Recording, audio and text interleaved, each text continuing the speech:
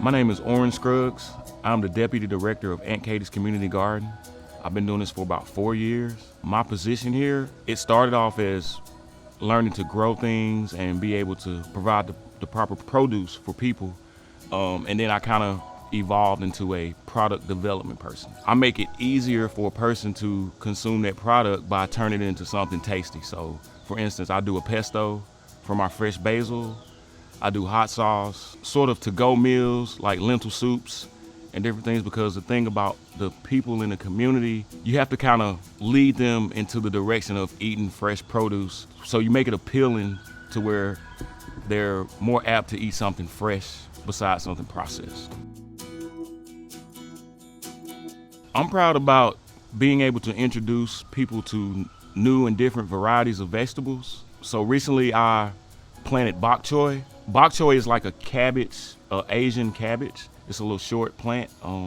It's real tasty. It has a white bottom and a green kind of leafy top. But what I did is I just did a reel of sauteing it in an Asian style. And for some reason that organically transformed into people coming to the garden asking for bok choy. So now I have to plant more rows of bok choy because I have customers that they'll buy a whole row, for their weekly meal preps. And so that unconventional way of promoting our products, it brings us to the garden. The reason why this garden is here is we put the garden in the center of this neighborhood to make the food closer to people. We're so used to driving, 4 to 5 miles to Walmart or whatever grocery store you choose. And this is a way to save you a stop. So what we say is, stop at Aunt Katie's before you go to the grocery store. You can mark off at least, 2 or 3 items off your list, and it'll save you a lot of money. It's picked fresh, so you're consuming that product while the nutrients are still alive, and it's better for the mind, body, and soul. What we create and what we use from the garden is natural. So it's a natural remedy.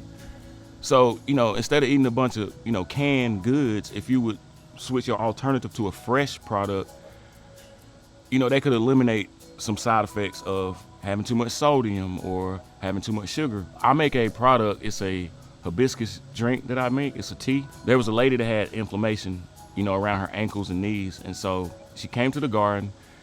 She said, hey, what's this juice all about? So one of the benefits is anti-inflammatory properties. So she tried the juice, she took a bottle, and she was like, normally I have to, either use my cane or just when I'm going to the mall or something, I use my little scooter. She was like, when I drank this juice, the inflammation made my legs feel so much better. And I was like, well, I'm not a doctor, so I'm not making medical claims at all. But she started to buy, 2 or 3 juices at a time because it actually helped. She could see the results. And it could be a mental thing. I don't know, because natural products, like I say, they help the mind, body, and soul. So she started buying like 7 to 10 juices a week. And so it caused me to have to keep producing because I want to make sure she has that product so she can use at home. So that's a good success story. Many of these stories of people changing their diet. There was a woman that had gut issues and she loved collard greens. And her doctor told her that she could not. There's something going on with collard green, her gut and collard greens. She began to buy them from us, and she's like, I'm gonna try it. She said, stomach wasn't irritated at all. It's because we don't spray. We don't use harsh chemicals. We try to be, as least pesticides as possible. We really don't. Any pesticide we use is more of a natural pesticide, like Dawn dish detergent or something to kind of keep the bugs at bay. But I think that's a testament of just being more deliberate about the way you grow things and not trying to speed up the process. But that's why we have to scale it down and build it back up from square one, which is raised beds. And if everybody in their neighborhood, imagine one of these in every neighborhood, by the things that we carry, people wouldn't have to go, pay for that kind of stuff. And also the price is cheaper. You're getting it fresher. Once again, the sooner you pick and cook your food, it's better for your body because you're getting it fresh from the source. Our model is to show any and everybody various growing conditions. What we do is we use our tunnel house technology to grow through the winter. It keeps it warm inside. It keeps it kind of climate control. We can control, pests and anything like that. But inside of that tunnel house, there's like 3 growing methods. You have containers. So if you're in a limited space, we can teach you how to grow in a bucket or grow in a huge planter. We also have in-ground inside the tunnel house, which is kind of like outside, but it's just you're under the plastic, which the plastic, it helps the sun rays refract to give the plant the proper UV that it needs to grow and grow faster. And we also have raised beds inside of the greenhouse, which is more for elderly people with back problems. They may not be able to bend over. So we raise that bed to a height where they can just reach in, plant, pick, do whatever they need to do at a waist height.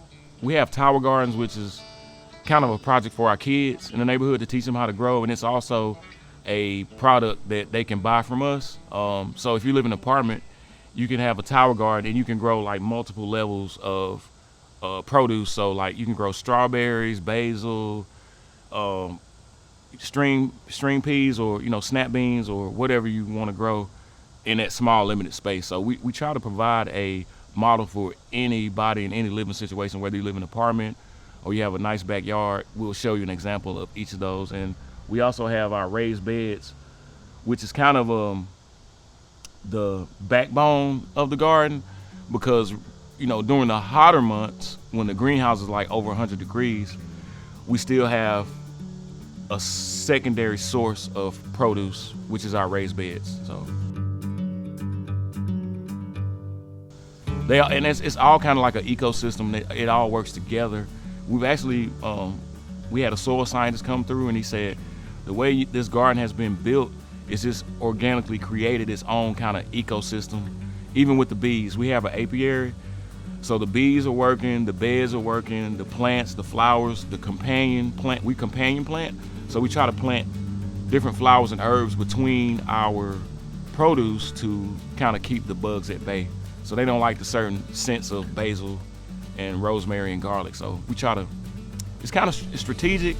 You don't see it, up front, but there's a method behind all of this. We have a couple of tiers of bed sponsorships. We have a more family-oriented sponsorship, which is a little bit cheaper. It's like, you and your kids would sponsor a bed. You would kind of dictate what you want to plant. We'll make sure we have those transplants for you. You plant them, and then like if it's a Saturday or Sunday, you want to come by and kind of check and teach some lessons with your kids on weeding or whatever. You can do that. We also have a tier that's you pay your yearly subscription. You don't have to do any work. You basically have access to the whole garden. You can come and grab some basil or some cabbage for dinner. You just call ahead or just come see us. And then we'll also provide you with baskets through the year. So when we have an abundance of tomatoes and carrots, we'll make a little basket, throw some honey in, and deliver it to that customer. And we also have corporate sponsorships, which a lot of businesses around town are so gracious to sponsor us throughout the year. They pay a yearly price, and we just keep a track and just make sure we take care of them, throughout the season. So they'll get 8 baskets a month, and they can also stop by and pick whatever they want. So it's always, we enjoy people come and say, "Hey, what y'all got today?" Because it creates a connection, and then you'll be like, you come once, cool, twice, it's good, 3 times, you're likely to come back 4, 5, 6, 7, 8, 9 times. So we have like great, people like Bob Woodall, not to name drop, but he's a real big, he loves to cook, and so it's right up his alley. So we do really connect with people who love to cook and people who make things at home. It really supports and backs them up on their filling their pantry with things, with items. When we venture out and set up at different vendor events, that expands our impact and show people like, this is where you need to come. We answer a lot of questions. We get them excited about coming to see what we have. That's one way. Facebook is a good way that I use, especially when I do videos. When I do a video of me putting together a dish or showing something you can make as an alternative. So I did an eggplant dish. I did a fish fried eggplant dish. So it was like an eggplant fried in fish batter with a salad on the side. People was like, oh, can I never used an eggplant. I don't know what to do with it. They come and buy one. I show them how to slice it, how to soak it. Put the salt on it and then let the bitterness leach out. And so it's kind of like a process where you're guiding that person. Once they get to the kitchen, it's like training wheels are off and they know exactly what to do. So that's another cool way. Also, I enjoy doing tastings. So when we bring people to the garden as visitors, like tours, I try to pair it with a tasting, and that can get them into making jams and to making different things. That I make crepes with different fillings, and so it just shows them like it's really not easy and it's enjoyable there's a spiritual process when you make your own food. Even if you're when you go to McDonald's, it's a different burger than when we had burgers together. Like when we make the burger, slice the tomato, put all the fixings on the side, toast the bun. It's a different experience. So it elevates your experience of eating. And like I say, eating is for the mind, body, and soul. And so I just think us being here, kind of being a humble little place, making kind of a big impact on people's lives, one person at a time. But if we touch dozens and dozens of people, I mean, it's enough for me. We may get to thousands, but the pace we're going right now, I think is great. And it's starting from the basics and building out. I think it's a great example to the Wiregrass of what we're doing. And we see people falling in, and the farmers are being more aware of maybe growing an extra plot of strawberries or something besides the corn, wheat, whatever they grow, not only to feed your family, but it connects the people right around you. So like if you put a pepper patch, in the middle of that field, it's going to spread to all the neighbors. And then you got people canning, making salsa, doing all types of things with the produce because it's an organic connection. I'm just proud to be able to have a small piece of that puzzle. Aunt Katie's Community Garden is a community empowerment project. And what we do is connect people on maybe 3 different levels. That's nutritional education, community development, and also healthy living and eating.